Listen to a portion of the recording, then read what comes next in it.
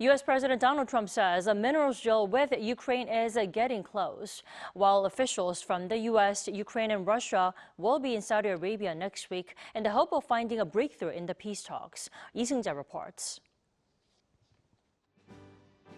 U.S. President Donald Trump said Thursday that a minerals and natural resource deal with Ukraine is getting closer.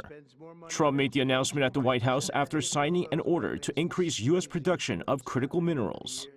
We're doing very well with regard to Ukraine and Russia, and one of the things we are doing is signing a deal very shortly with respect to rare earths with Ukraine, which they have tremendous value in rare earth, and we appreciate that. Washington and Kyiv said earlier this month that they had agreed to conclude the minerals deal as soon as possible. The comments by Trump also come as he spoke with Ukrainian President Vladimir Zelensky on Wednesday in what the White House said was a fantastic one-hour phone call. President Trump also said Thursday that progress towards a ceasefire deal between Russia and Ukraine is progressing well.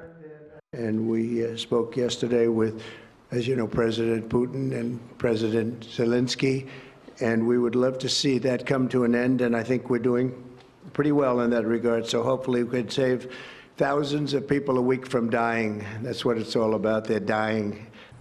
Meanwhile, officials from the U.S., Russia, and Ukraine will head to Saudi Arabia next week to hold talks on a potential ceasefire deal.